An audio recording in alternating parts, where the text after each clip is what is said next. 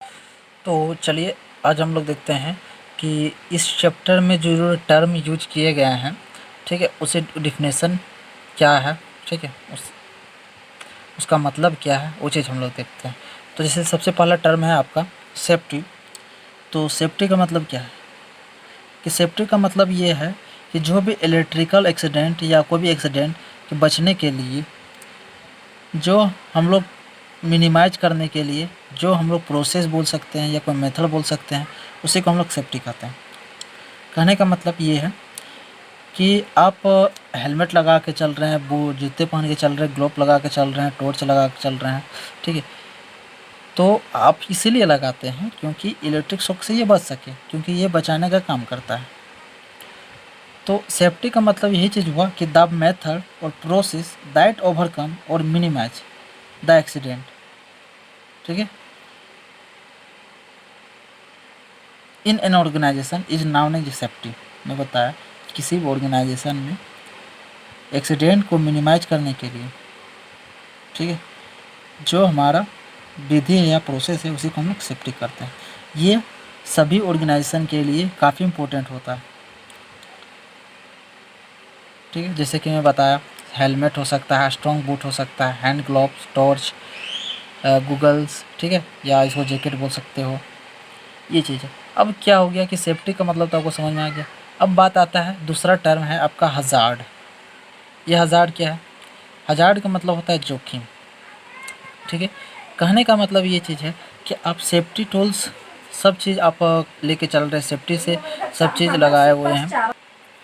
अब देखिए hazard, hazard क्या है कि आप सेफ्टी टूल्स में काम कर भी रहे हैं, लेकिन सेफ्टी टूल्स के साथ काम कर रहे हैं तो भी आपका क्या हो जा रहा है, इलेक्ट्रिकल एक्सीडेंट हो जा रहा है, ठीक है, यानी अनवांटेड एक्सीडेंट हो जा रहा है, तो इसी को हम लोग हज़ार्ड कर रहे हैं, ठीक है। ये तभी होता है कि मान लीजिए कोई भी केबल है, उसका इंसुलेशन ब्रेक हुआ है, ठीक है, मतलब इंसुलेशन टूटा हुआ है, तो और वो केबल दूसरे केबल से टच कर रहा है, उसका भी इंसुलेशन, दूसरा केबल का भी इंसुलेशन टूटा हुआ है, तो ये दोनों में टच हो रहा है। तो टच होने के कारण दोनों अगर लाइव वायर हैं तो टच होने के कारण क्या होता है कि उसमें शॉर्ट सर्किट होती है।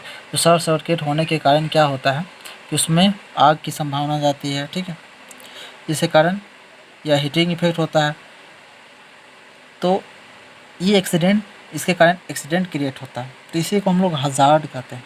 हज़ार्ड कहने का मतलब वही, the condition that provide unwanted accident in an production organization is known as hazard, ठीक है। ये एग्जाम्पल के तौर पे हमने लिख दिए।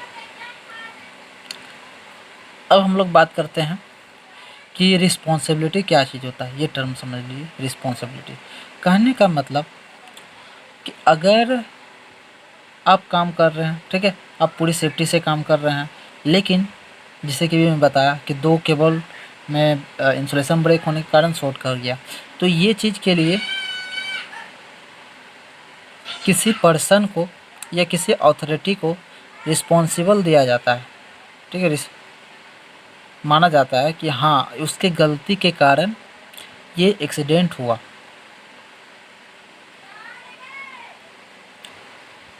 तो इसका भरपाई कौन करेगा? तो इसका भरपाई वो लोग करेगा कि जो इसका काम करके गया था। कहने का मतलब ये जो इंसुलेशन वाली केबल है, ठीक है, उसके कारण किसी दूसरे पर्सन को इलेक्ट्रिक शॉक लगा, ठीक है, ये यही चीज़ लगा, तो उसका भरपाई जो भी रिस्पॉन्सिबिलिटी लिया था ये केबल को अच्छा से करने के लिए, तो वो नहीं कर पाया, तो उसका भरपाई वो करेगा।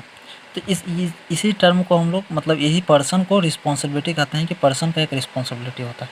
इसको लिखना कैसे कि generally for an accident organisation in an organisation some person और authority are responsible for the accident. The responsible person और authority has pay compensation to the damage worker family due to rule of government. ये आपका government का एक rule है। इसके अनुसार जो डैमेज पर्सन है उसको कुछ कंपनसेशन पे किया जाएगा, या उसको या उसका फैमिली को। तो ये हो गया रिस्पॉन्सिबिलिटी। अब क्या होता है, अगला टर्म आता है आपका मेजर एक्सीडेंट हज़ार्ड।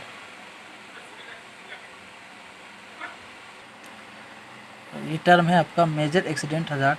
कहने का मतलब कि जो जोखिम हो रहा है तो अब मेजर रूप से किस तरह से हो रहा है वो देखते हैं। कहने का मतलब ये चीज़ है कि अगर आप सेफ्टी से काम कर भी रहे हैं तो सेफ्टी से काम करने के कारण क्या हो रहा है कि आपको इलेक्ट्रिक शॉक लगा, ठीक है, या फायर से आप डैमेज हो गए, और डैमेज होने के कारण या आपको बहुत ज़्यादा प्रभावित किया, जिसके कारण आपका कोई हैंडीकैप हो गया, ठीक है, कोई पार्ट्स हैंडीकैप्ट हो गया, और या आपका मृत्यु हो गया, डेथ हो गया, ठीक है। तो इस टाइप को एक्सीडेंट को हम लोग क्या कहते हैं, मेजर एक्सीडेंट हज़ार्ड। ये तभी हो सकता है कि जो आपका रिस्पॉन्सिबिलिटी लिया था पर्सन, ठीक है, ऑर्गेनाइजेशन का, उस पर लेबर की कमी होगी, ठीक है, या अच्छे से वो वर्क नहीं कर पाए। तो इस तरह का एक्सीडेंट को हम लोग कहते हैं मेजर एक्सीडेंट हज़ार्ड। कैसे हैं, the electric hazard that lead to death, severe, shocks और permanent handicap condition are known as major accident hazard. This type of hazard should be overcome in the organization, otherwise production will stop due to lack of laborers.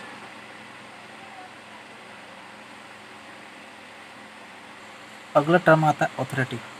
तो authority क्या होता है, किसी भी person को किसी एक पार्टिकुलर काम के लिए पावर दे दिया गया है कि हाँ इस काम के लिए आप रिस्पॉन्सिबल है, आपके पास ये पावर है, तो उसी को हम लोग ऑथोरिटी कहते हैं, ठीक है। जिससे कि जो भी बिजनेस का ऑर्गेनाइजेशन है, ठीक है, उसमें प्रॉपर वर्क करने के लिए किसी को हम लोग एक ऑथोरिटी देना पड़ता है।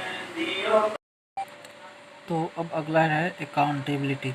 अकाउंटेबिलिटी क्या चीज़ होता है कि किसी भी पर्सन को एक पार्टिकुलर वर्क के लिए रिस्पॉन्सिबिलिटी दे दिया जाता है कि अगर कोई भी काम, इस काम में कोई भी गड़बड़ी होती है तो सारा का भुगतान ये खुद करे, तो उसे हम लोग कहते हैं अकाउंटेबिलिटी।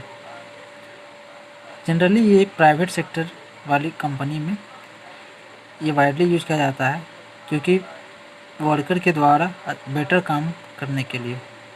यानी कि इसको अगर हम सिंपल लैंग्वेज में बोला जाए कि responsibility plus punishment equal to accountability. कहने का मतलब अगर किसी पर्सन को कोई काम दे दिया गया है, ठीक है, और उसमें कोई मिस्टेक होता है तो उसको खुद आंसर देना पड़ेगा या उसके लिए पनिशेबल वो खुद होगा। Generally the responsibility given to the person for particular work and then person is answerable और punishable for their mistake is known as accountability. यानी responsibility plus punishment equal to accountability.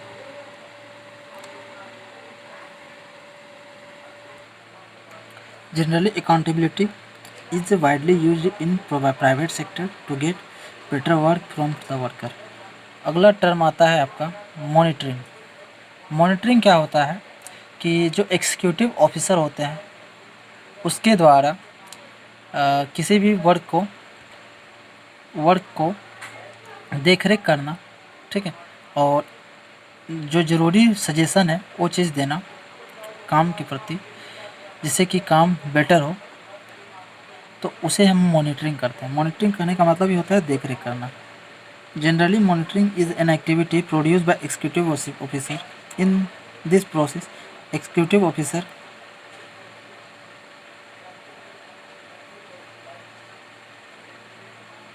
watch every work and provide necessary suggestion to the subordinate to get better work। तो हम लोग basic terminology जो इसमें use किए जाते हैं वो चीज़ हम लोग देख लिए और तरह का चैप्टर कंप्लीट।